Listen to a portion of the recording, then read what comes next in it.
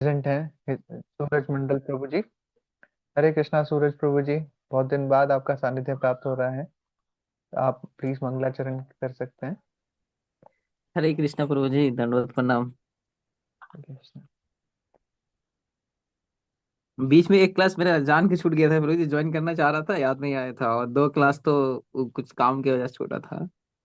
कोई बात नहीं प्रभु जी।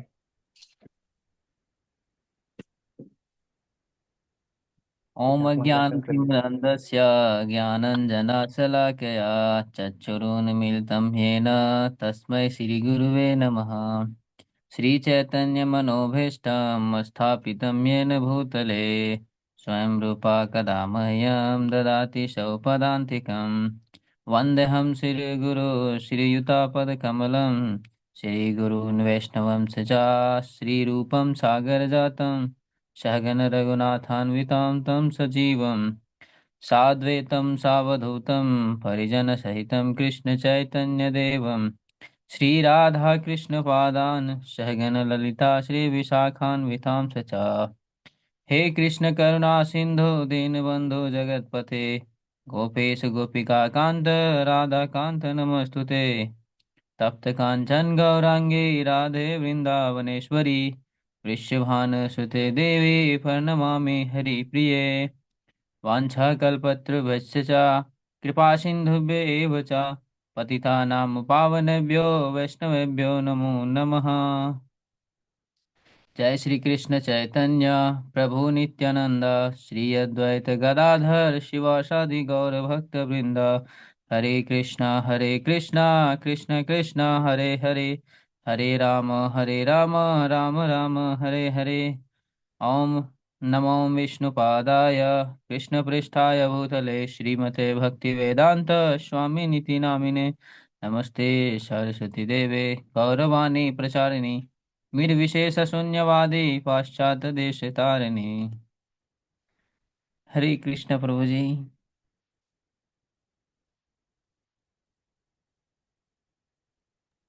Hare Krishna. Thank you so much प्रभु जी। ठीक है, आप ये भी रीड कर सकते हैं, श्री नामामृत, पवित्र नाम का अमृत। ये भी आप रीड कर लीजिए। अगर साधारणतया सभी लोग हरे कृष्ण मंत्र का जप व कीर्तन करेंगे तो जरूरत जरूरत की सभी वस्तुएं अपने आप आएंगी। सभी जीव अनाज पर निर्भर करते हैं जो कि वर्षा से उत्पन्न होता है। वर्षा यज्ञ करने से होती है। यज्ञ अपने नियत कर्म करने से होता है। भगवत गीता 3.14।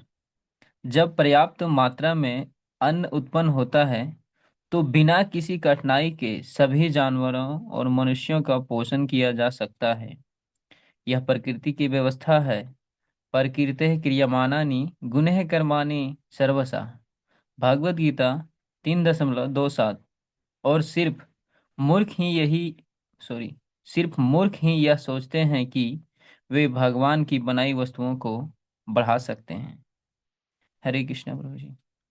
हरे Krishna. Thank you so much प्रभु जी। तो यहाँ पर क्या हमें श्रील प्रभुपाद आज्ञा दे रहे हैं कि आप सिर्फ हरे कृष्ण महामंत्र कीजिए और सारी चीजें अपने आप ठीक होती चली जाएंगी। यहाँ पर सीधा बताया जा रहा है। तो फर्स्ट लाइन में अंडरलाइन करके बोल्ड में बताई गई है कि सभी लोग अगर हरे कृष्ण महामंत्र का जप करेंगे, कीर्तन करेंगे, तो जरूरत की सारी वस्तुएं अपने आप आ जाएंगी। है ना? तो जैसे वर्षा है, वर्षा कैसे होती है? यज्ञ करने से होती है। तो भगवत गीता का चैप्टर 3 श्लोका 14 में ये बताया गया है कि वर्षा अगर हमें चाहिए तो हम क्या कर सकते हैं? यज्ञ कर सकते हैं। है ना? और इस कलयुग में कौन सा यज्ञ सबसे ज्यादा अच्छा है? हरि नाम संकीर्तन यज्ञ। ये हमने बार बार चर्चा की है कि हरि नाम संकीर्तन को यज्ञ क्यों कहा जाता है। यज्ञ में देखिए क्या होता है, आहुति होती है, एक यज्ञ पुरुष होता है, हवन कुंड होता है। तो जो आहुतियां डाली जा रही है उसको यज्ञ पुरुष जो है वो एक्सेप्ट करते हैं। तो जैसे कि हम इस मुख से हरि नाम बोलते हैं तो वो आहुति है इस कर्ण रूपी अ, हवन कुंड के लिए, और वो हमारे हृदय में जाती हैं। हृदय में यज्ञ पुरुष परमात्मा बैठे हुए हैं, वो उसको एक्सेप्ट करते हैं। तो इस तरीके से ये हरिनाम संकीर्तन का यज्ञ है, और यज्ञ नहीं, महायज्ञ है। तो यही सबसे अच्छा बताया गया है कलयुग के अंदर पापी धापी लोगों के लिए, जो कि हम हैं। है ना? तो बताया जाता है कि सतयुग में जो था इंटर प्लानिटरी युद्ध हुआ करते थे, दूसरे प्लैनेट पे जाकर के युद्ध होते थे। और फिर आगे आगे चलते हुए कंट्रीज अलग अलग रही, भगवान रामचंद्र जी जब आए थे तो कंट्रीज अलग अलग थी, लंका और भारत के बीच में युद्ध हो रहा है ना, ऐसा बताया जाता है। और फिर द्वापर युग में क्या हुआ, एक ही फैमिली के अंदर युद्ध हुए, कौरवों और पांडवों के बीच में। अब कलयुग ऐसी क्लास है कि हमारे अंदर ही अहंकार, मद मत्सर, ये सारे चीजें अनर्थ भरे हुए हैं, हमारे अंदर ही युद्ध चल रहे हैं, है ना। देखिए कैसे ब्रॉड से कैसे कैसे धीरे धीरे यहाँ हमारे अंदर ही सब कुछ आ गया है। तो इसलिए हाँ, इतनी डफर क्लास है ये कि इतने अनर्थ भर गए हैं, वो इतने हमारे अंदर ही आ गए हैं, है ना। आत्मा और परमात्मा, हमारा मन जो है इधर उधर भागता रहता है, हम उससे ही जद्दोजहद में लगे रहते हैं ना। मन षष्ठानी इंद्रियाणी प्रकृति स्थानी कर्षति, कर्षण होता रहता है मन और हमारी इंद्रियों के बीच में। तो इस तरीके से आप देख सकते हैं कि कलयुग में कितने खतरनाक चीजें हो गई हैं, है ना। और फिर यज्ञ इत्यादि भी यहाँ पर पॉसिबल नहीं है। हम खुद देखिए, जब हम हवन करने जाते हैं, यज्ञ करने जाते हैं, तो लकड़ी बाजार से लाते हैं, घी बाजार से लाते हैं। इतने हमारे पाप कर्म हो चुके हैं कि हमें खुद नहीं पता वो लकड़ी है कौन सी, नहीं पता हमें, है ना। और घी कौन सा ला रहे हैं, पैकेट का ला रहे हैं जी, हमें भी नहीं पता क्या चीज उसके अंदर मिली हुई है। लकड़ी जलाएंगे तो सबसे पहले धुआं निकलता है उसमें, अब बाकी चीजें तो भूल जाइए। पहले जब यज्ञ हुआ करते थे तो मंत्र उच्चारण करके ही, इतने विद्वान पंडित होते थे, मंत्र उच्चारण के मात्र से लकड़ी में अग्नि प्रज्वलित कर दिया करते थे ना। आज के टाइम पे देखिए, हम जलाने लगे तो भी नहीं जलती वो। हम आर्टिफिशियल आग लेकर के आए, माचिस से जलाई, बहुत सारे हमने उसके ऊपर चीजें डाली, फिर भी धुआं धुआं निकले जा रहा, लकड़ी आग ही नहीं पकड़ रही है। इस तरीके से हमारा हाल। तो कैसे हम यहाँ पर यज्ञ इत्यादि कर सकते हैं, हवन इत्यादि कैसे कर सकते हैं। तो फिर सिंपल सी चीज बताई गई है, हरे कृष्ण महामंत्र का महायज्ञ कीजिए, है ना। उससे सारी चीजें अपने आप ठीक होती चली जाएंगी, है ना। तो यहाँ पर वेजिटेरियन बनने के लिए भी श्रील प्रभुपाद बता रहे हैं कि पर्याप्त मात्रा में अन्न उत्पन्न होगा अगर ये सब लोग हरे कृष्ण महामंत्र को अपना लेते हैं। तो इस कलयुग में भी हम सतयुग बना सकते हैं, है ना। खुद से सोचिए कि कितना पॉजिटिव एनवायरनमेंट होगा अगर सब लोग कृष्ण भावना भावित हो जाएंगे। तो यही चीज हमें अपने लाइफ में अप्लाई करनी है कि सब लोग जो हैं आसपास हमारे जो भी हैं वो कृष्ण भावना भावित बने, सब लोग इसको एक्सेप्ट करें, तो सारी प्रॉब्लम्स ही सॉल्व हो जाएंगी।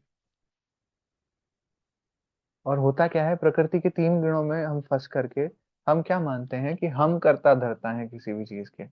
हम जो चीजें को बढ़ा सकते हैं, हम जो ये उत्पादन है हम ये बढ़ा सकते हैं। जगन्नाथ जी का रथ जो है ये हम खींच करके ला सकते हैं। जब तक जगन्नाथ जी की इच्छा नहीं होती है, वो एक एक सेंटीमीटर भी आगे नहीं बढ़ता है रथ, कितना ही जोर क्यों ना लगा लीजिए। वहां पर एक बताते हैं कि एक ड्यूटी वहां पर असाइन हुई थी पुलिस के अंदर, कि वो कह रहे थे कि मैं फटाफट से ये रथ को लेकर के वहां पर पहुंचा दूंगा और 3-4 घंटे में मैं रथ यात्रा को समापन की तरफ ले जाऊंगा। जगन्नाथ जी उसमें टस से मस भी नहीं हुए थे, है ना? तो जगन्नाथ जी की इच्छा के बिना, भगवान की इच्छा के बिना कोई भी चीज इधर से उधर नहीं हिलती है। भगवान ही है जो प्रकृति को आदेश देते हैं कि इतनी मात्रा में अन्न उत्पन्न कर सकते हैं। भगवान का सैंक्शन हर एक जगह में है। तो फिर हम कैसे खुद को कर्ता धर्ता मान लेते हैं, कैसे ईश्वर बन जाते हैं किसी भी चीज के। यही चीज जो है हमें हमारी अधोन्नति की तरफ ले जाती है ना। तो भगवान के दास हम हैं, हम भूल जाते हैं प्रकृति के तीनों गुणों में आकर, ये मानने लगता है कि हम ही कर्ता धर्ता हैं, हम ही मालिक हैं, इसलिए हम दुखों का भी सामना करते हैं। ओके, नेक्स्ट पैराग्राफ की तरफ बढ़ते हैं। हरे कृष्णा, प्रदीप चौधरी प्रभु जी, हरे कृष्णा। हरे कृष्णा प्रभु जी। आप यहाँ से रीड कर सकते हैं प्रभु जी, गृहस्थ की यह विशेष जिम्मेदारी है। गृहस्थ की यह विशेष जिम्मेदारी है कि वह देखे कि भगवान के नियमों का पालन बिना आपस में समाज या राष्ट्र में लड़ाई किए हुए हो। भगवान के दिए हुए उपहारों का ठीक तरह से उपयोग करे, विशेषकर अन्न जो कि वर्षा से उत्पन्न होता है, जैसा कि भगवत गीता में कहा गया है, यज्ञात भवति पर्जन्यो। भगवत गीता 3.14। अर्थात नियमित वर्षा के लिए समाज को यज्ञ करने चाहिए। पहले के समय में यज्ञ घी और अन्न की आहुति से होते थे, लेकिन आज के समय में यह संभव नहीं है, क्योंकि मनुष्य के पापमय जीवन के कारण भी और अन्न का उत्पादन कम हो गया है। हमें कृष्ण भावनामृत अपनाना चाहिए और श्रीमद् भागवतम और शास्त्रों से निर्देशित हरे कृष्ण मंत्र का जप और कीर्तन करना चाहिए। यदि पूरे संसार में लोग भगवान के नाम और कीर्ति का आध्यात्मिक कंपन के रूप में जप और कीर्तन करें, तो वहाँ वर्षा की कोई कमी नहीं होगी और धीरे धीरे अन्न फूल और फल अपने आप उत्पन्न होंगे, जिससे जीवन की सभी जरूरतें अपने आप पूरी होगी। गृहस्थ को ऐसी सभी प्राकृतिक उत्पादन की जिम्मेदारी लेनी चाहिए। इसलिए ऐसा कहा गया है, एक बुद्धिमान को कृष्ण भावनामृत आंदोलन का प्रचार भगवान नाम के पवित्र जप और कीर्तन के द्वारा करना चाहिए। जीवन की सभी वस्तुएं अपने आप आएगी। हरे कृष्णा प्रभु जी। Hare Krishna, thank you so much प्रभु जी। तो यहाँ पर गृहस्थों की जिम्मेवारी की तरफ श्रील प्रभुपाद इंगित कर रहे हैं कि गृहस्थों की क्या जिम्मेवारी है। सबसे पहले यहाँ पर बताया गया कि भगवान ने जो नियम बनाए हैं ना, उनको आपस में उनको फॉलो तो करना है, बट आपस में लड़ाई नहीं करनी है ना। ये चीज हमारे सबसे पहले घर में शुरू होती है कि हमें भगवान के बनाए गए नियमों का पालन तो करना है, पर घर के अंदर लड़ाई भी नहीं करनी है। तो हिज ग्रेस अमोघ लीला प्रभु जी एक किस्सा सुनाते हैं इस बारे में, वो मुझे याद आ रहा है यहाँ पर। एक बार एक प्रभु जी हैं, वो आए हुए थे, टेम्पल में मंगल आरती अटेंड कर रहे थे। तो प्रभु जी ने उनसे पूछा कि आप अच्छी बात है कि आप आ रहे हैं, घर पर आपके सब लोग कैसे हैं। तो वहां पर वो बताते हैं कि पत्नी बीमार है अभी। और ठीक है प्रभु जी, क्या हो गया, पत्नी बीमार है तो हमें अपनी मंगल आरती थोड़ी छोड़नी है। तो फिर अमोघ लीला प्रभु जी कहते हैं कि आप ये मंगल आरती उनके साथ बैठकर भी तो कर सकते हैं। आप घर पर रहिए, वहां पर आपको संसार दावानल करना है तो कीजिए, बट आप अपने पत्नी का ध्यान जरूर रखिए। गृहस्थ की जिम्मेवारी है कि आपस में क्लेश ना हो, आपस में लड़ाई नहीं करनी है। आप संसार दावानल कीजिए, वहां पर मंगल आरती कीजिए, भगवान का पूजन वहीं पर कीजिए आप, है ना। तो हमें अपने परिवार की भी पूरी जिम्मेवारी के साथ हमें ध्यान रखना होता है। जो भगवान ने हमें जो उपहार दिए हैं, है ना, जैसे कि भजनों के अंदर भी हम सुनते हैं कि जो हमारा परिवार है, ये भी भगवान की ही तो देन है, और वापस भगवान की सेवा में उन्हें उनको लगाना है। तो हम उन उपहारों का अच्छे से उपयोग कर सकते हैं, भगवान की सेवा में फिर से लगा सकते हैं, है ना। जैसे श्रीमद् भागवतम का भी श्लोक आता है कि हमें तब तक पति नहीं बनना चाहिए, तब तक पिता नहीं बनना चाहिए, तब तक माता बंधु ये सब गुरु ये सब नहीं बनना चाहिए, जब तक कि हम ये जो अ, हमारा भव सागर के चक्कर है, 84 लाख योनियों के जो हम चक्कर लगा रहे हैं, इस भव सागर से, इस साइकिल से अगर हम उनको पार नहीं लगा सकते हैं, तो हमें सगे संबंधी पिता बंधु कुछ भी ये नहीं बनना चाहिए। ये जो भगवान हमें उपहार देते हैं, उनको हम भगवान की सेवा में फिर से लगाएं। तो अन्न की उत्पत्ति है, और हमें नियमित वर्षा अगर करानी है तो हमें यज्ञ करने चाहिए। और ये हरिनाम संकीर्तन यज्ञ ही है जिससे सब कुछ सॉल्व हो सकता है इस कलयुग में। जैसा कि यहाँ पर अगले पैराग्राफ में बताया जा रहा है कि घी अन्न इत्यादि सब कुछ होते थे ना, ये आहुति के रूप में लगाए जाते थे। बट अभी जो है हमारी एक्टिविटीज इस तरीके की हो गई हैं कि हमारा घी और अन्न का उत्पादन जो है वो कम हो गया है। और कितनी प्योर चीजें हैं वो हमें नहीं पता है, अडल्ट्रेशन करके हर चीजें बनाई जा रही हैं, है ना। तो लास्ट पैराग्राफ में फिर से शिला प्रभुपाद यही बता रहे हैं कि हमें करना क्या है, कि जो शास्त्रों में निर्देशित है हरे कृष्ण महामंत्र, उसका जप और कीर्तन हमें अच्छे ढंग से करना चाहिए। और अगर सारे संसार में भगवान के नाम और कीर्ति का आध्यात्मिक कंपन के रूप में जप और कीर्तन करें, तो वर्षा की कभी भी कोई कमी नहीं होने वाली है।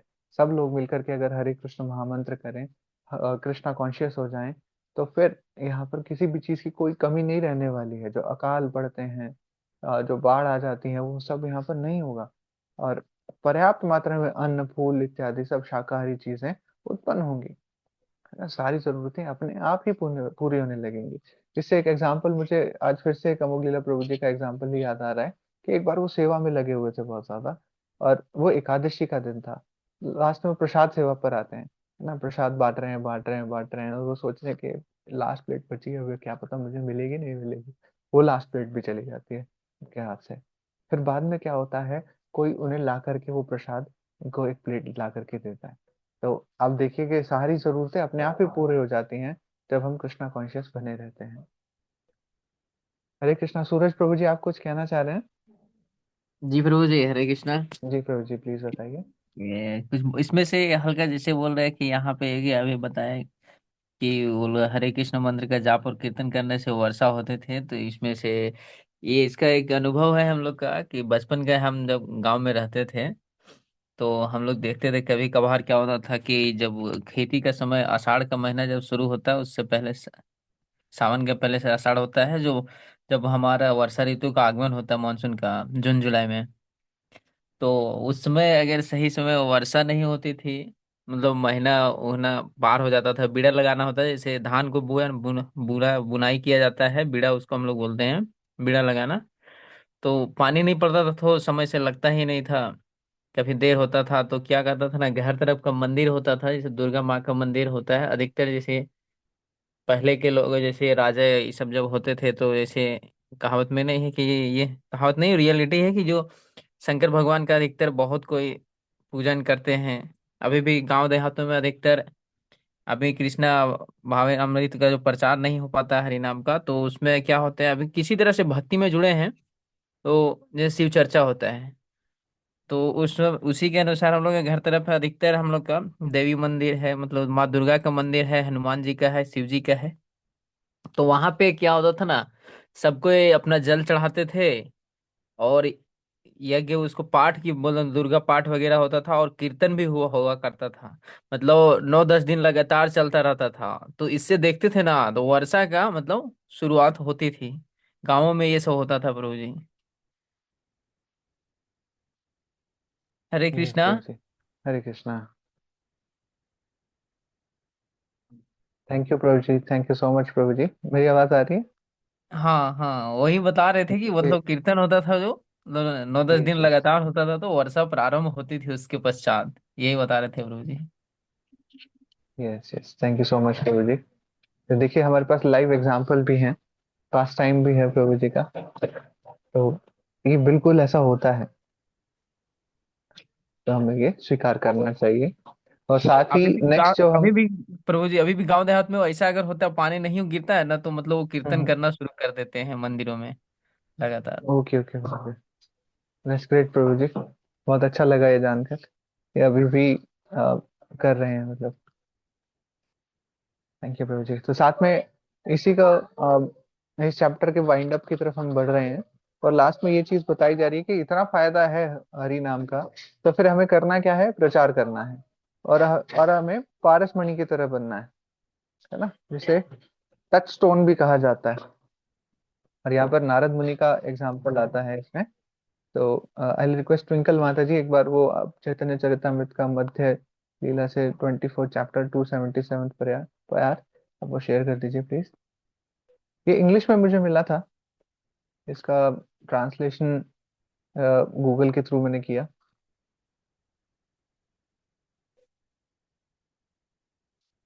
यहाँ पर नारद मुनि के बारे में यहाँ बताया जा रहा है। माता जी थोड़ा सा ऊपर करेंगे, इसमें वो प्यार भी है। यस।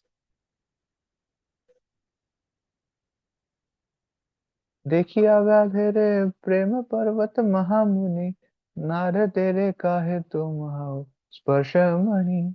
तो यहाँ पर बताया जा रहा है कि नारद मुनि को स्पर्श मणि की तरह एकदम, ना, जब पर्वत मुनि ने क्या ने शिकारी के आनंदित प्रेम पूर्ण लक्षण देखे, तो उन्होंने नारद से क्या कहा, निश्चय ही तुम पारस मणि हो।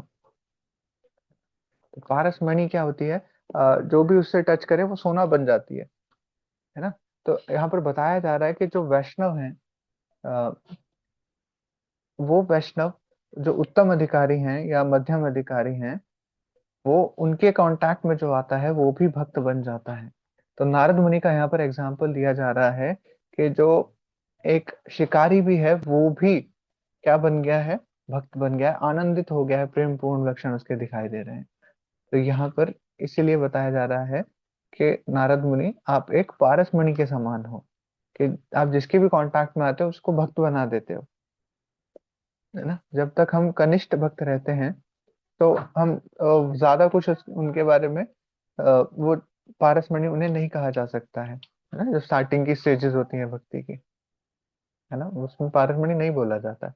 बट आगे जब बढ़ते हैं तो वो पारस मणि के समान बनने लगते हैं। तो आप लोगों ने सुना होगा रत्नाकर डाकू के बारे में, जो आगे चलकर वाल्मीकि अ, मुनि बने थे, है ना, वाल्मीकि ऋषि। तो नारद मुनि ही उनसे मिले थे, रत्नाकर डाकू से।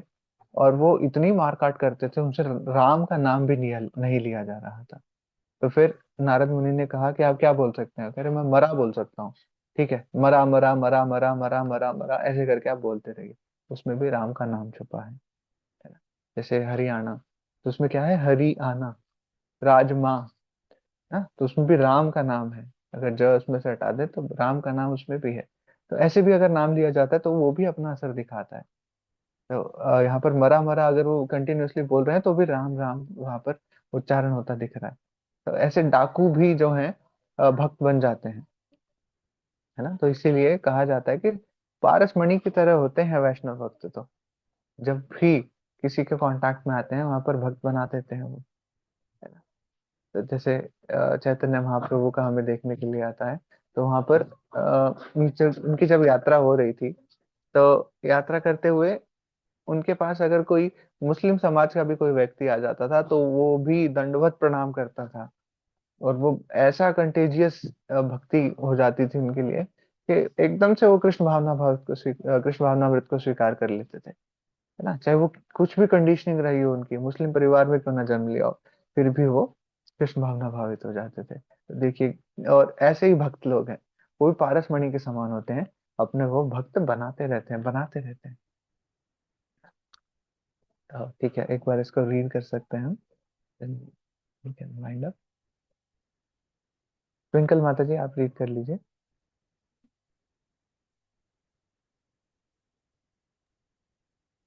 वहां से रीड कर सकते हैं माता जी, अब मॉड्यूल से।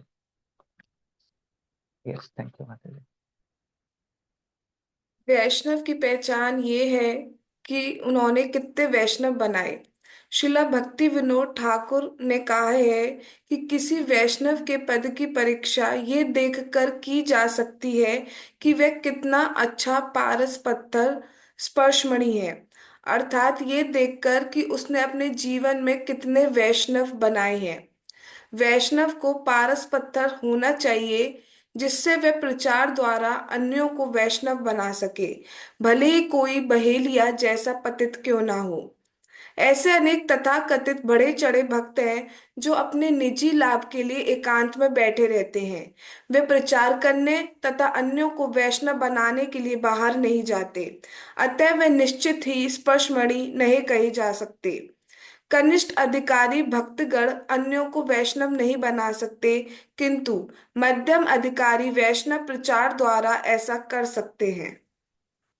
हरे Krishna, Hare thank you so Krishna. Much माता जी। तो यहाँ पर बताया जा रहा है कि दो तरीके के भक्त होते हैं। एक होते हैं भजनानंदी, जो अपने भजन में ही व्यस्त रहते हैं और एकांत प्लेस पर जाकर के अपना भजन कीर्तन करते रहते हैं वहीं पर बैठकर। दूसरे होते हैं गोष्ठानंदी। गोष्ठानंदी वो भक्त हैं जो कि प्रचार भी करते हैं, अपनी भक्ति की तरफ ध्यान तो देते ही देते हैं बट प्रचार भी करते हैं। अब जो एकांत में बैठा है वो तो किसी के कांटेक्ट में आने नहीं वाला, बेशक वो पारसमणि की तरह हो गया ना, बट वो प्रचार तो कर ही नहीं रहे, उनके कांटेक्ट में तो कोई आया ही नहीं, इसलिए उन्हें पारसमणि नहीं कहा जा सकता। तो पारसमणि किन्हें कहा जाता है? जो गोष्ठानंदी भक्त होते हैं, ना, जो प्रचार करते हैं, उन्हें क्या कहा जा सकता है? एक पारस पत्थर की तरह, टच स्टोन की तरह उन्हें कहा जा सकता है।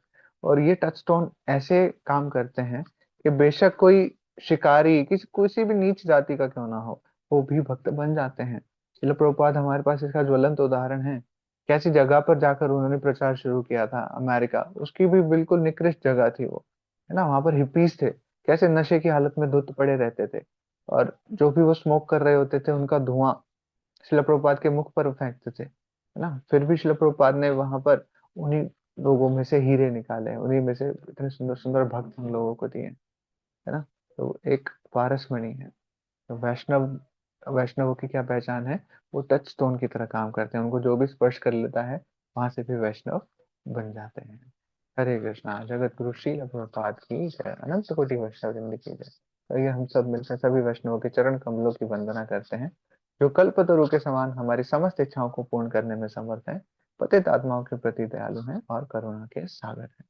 वाञ्छाकल्पतरुभ्यश्च कृपा सिन्धुभ्य एव च पतितानां पावनेभ्यो वैष्णवेभ्यो नमो नमः।